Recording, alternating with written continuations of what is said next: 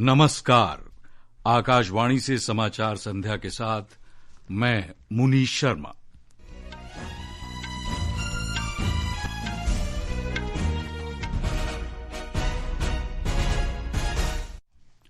मुख्य समाचार। प्रधानमंत्री नरेंद्र मोदी ने राजस्थान के बांसवाड़ा से 5 राज्यों के लिए किया 1 करोड़ 20 लाख रुपए से ज्यादा की परियोजनाओं का उद्घाटन और शिलान्यास।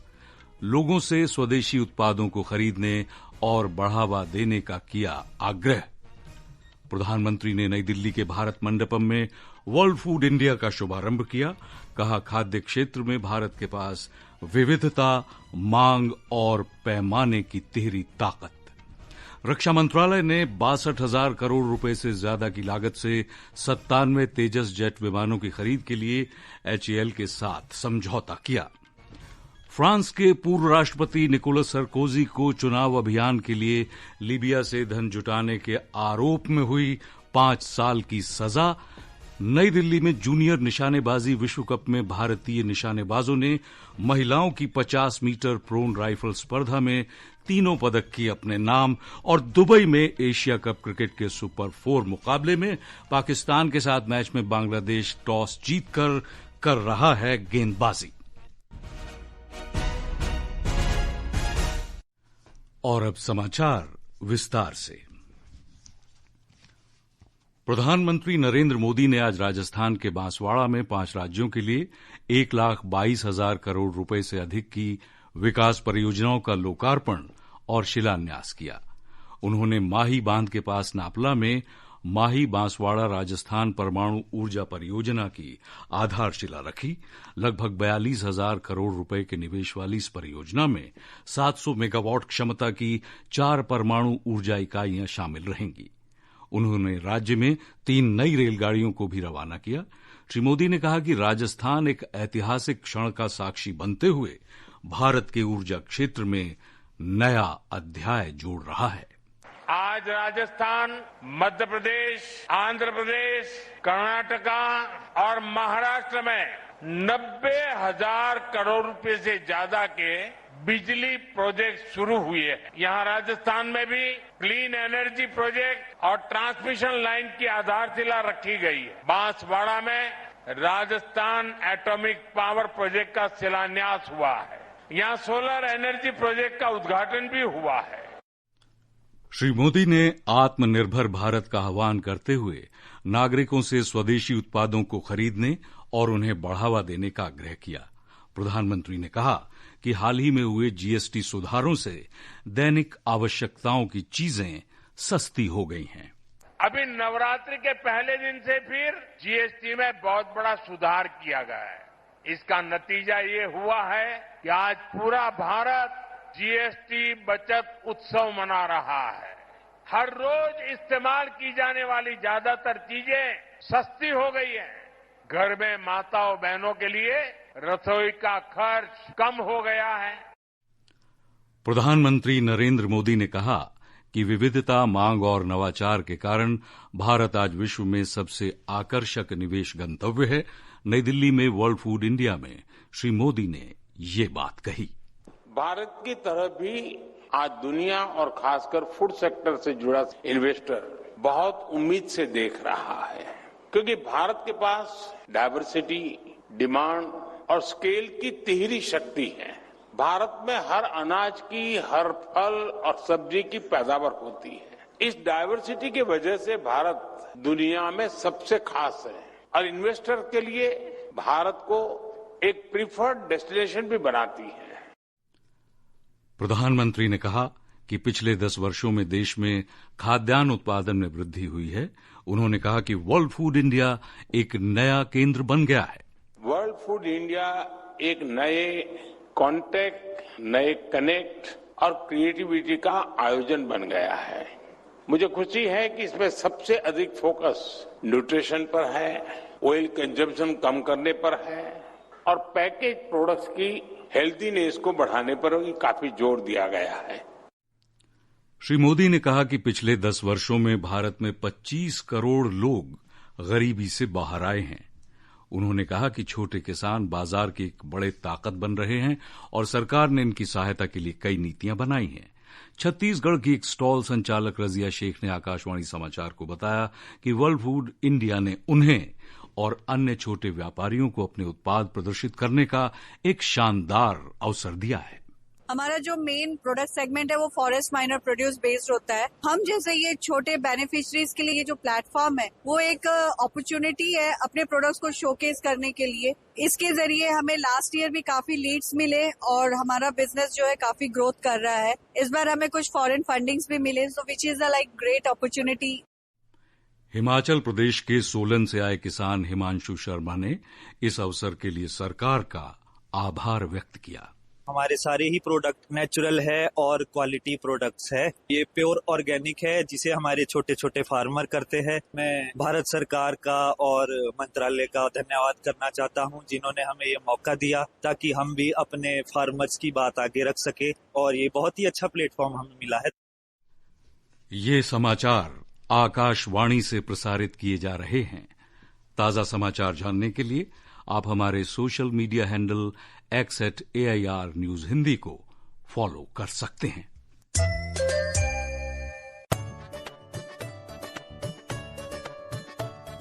जन जन का रखे ध्यान, टीबी मुक्त भारत अभियान। जन जन का रखे ध्यान, टीबी मुक्त भारत अभियान। निक्षय मित्र तो हम सबका साथ निभाते। टीबी रोगी व परिजन को पोषण, जांच, इलाज और आजीविका संबंधी सहायता पहुंचाते। जब मिल जाएगा सबको अपना निक्षय मित्र तैयार, तब पक्की हो जाएगी हमारी जीत और टीबी की हार। निक्षय मित्र इस अभियान ने एक बड़े चैलेंज से निपटने में टीबी के मरीजों की बहुत मदद की है।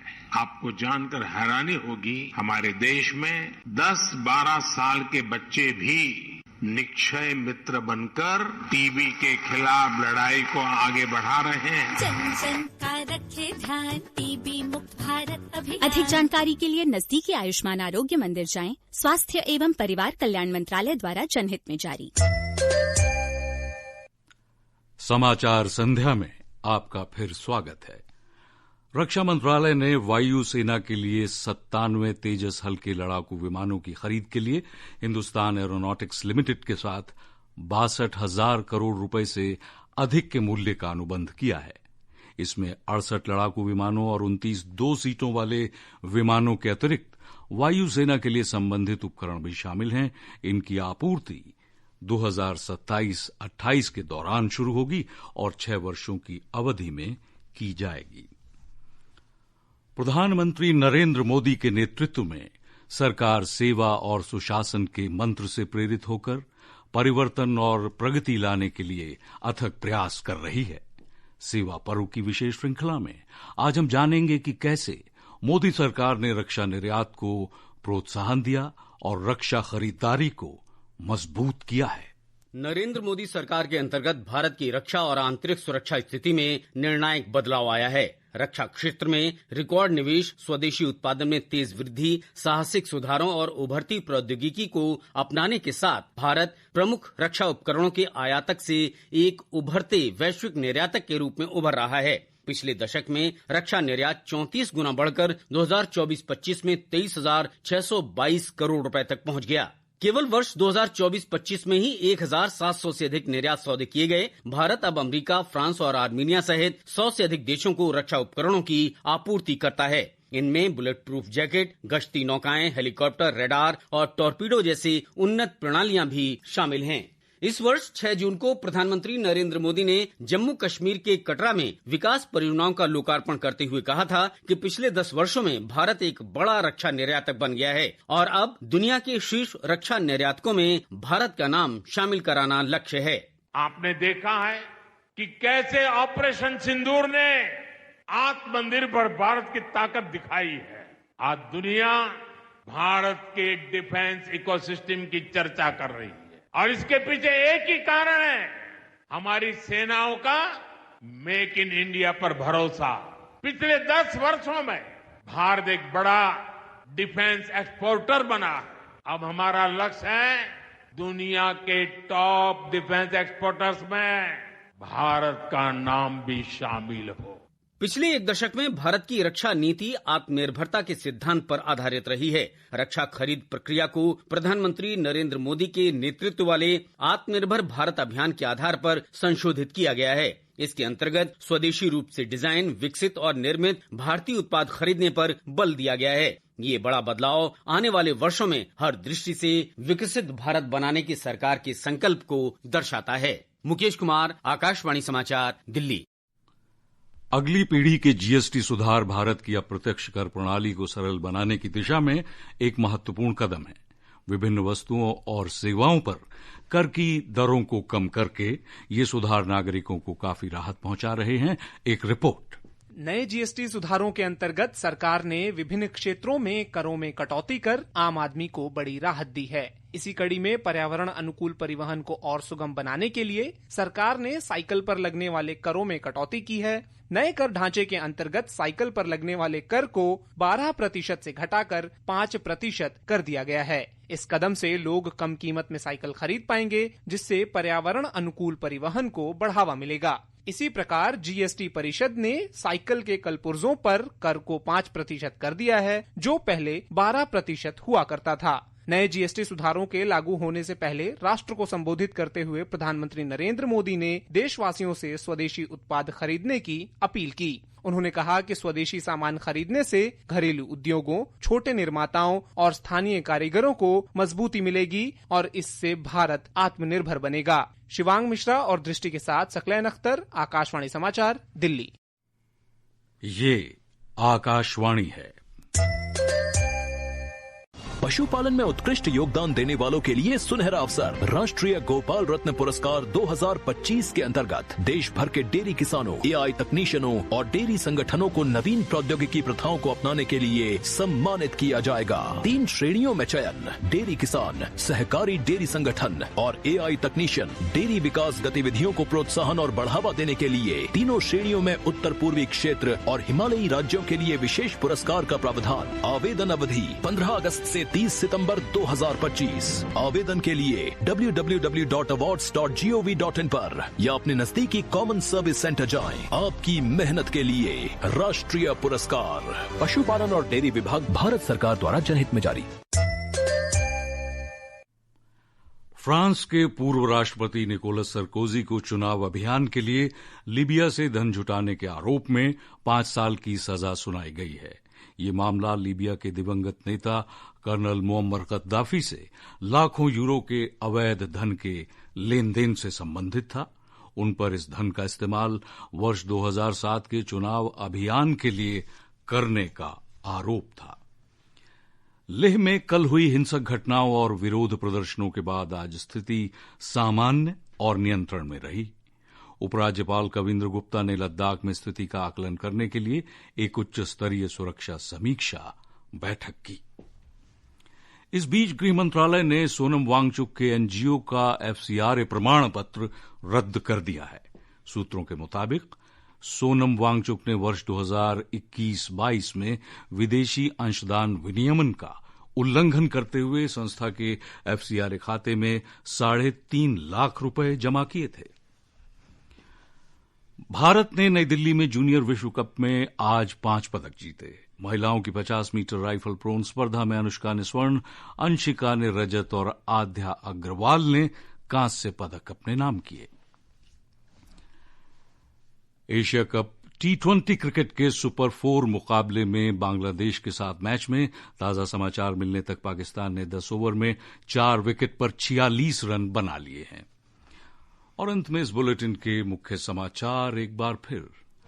प्रधानमंत्री नरेंद्र मोदी ने राजस्थान के बांसवाड़ा से 5 राज्यों के लिए 1 करोड़ 20 लाख रुपए से अधिक की परियोजनाओं का किया उद्घाटन और शिलान्यास। लोगों से स्वदेशी उत्पादों को खरीदने और बढ़ावा देने का किया आग्रह। प्रधानमंत्री ने नई दिल्ली के भारत मंडपम में वर्ल्ड फूड इंडिया का शुभारंभ किया। रक्षा मंत्रालय ने 62,000 करोड़ रुपए से अधिक की लागत से 97 तेजस जेट विमानों की खरीद के लिए HAL के साथ समझौता किया। नई दिल्ली में जूनियर निशानेबाजी विश्व कप में भारतीय निशानेबाजों ने महिलाओं की 50 मीटर प्रोन राइफल स्पर्धा में 3 पदक कर लिए अपने नाम। और इसके साथ ही समाचार संध्या का ये अंक समाप्त हुआ। नमस्कार।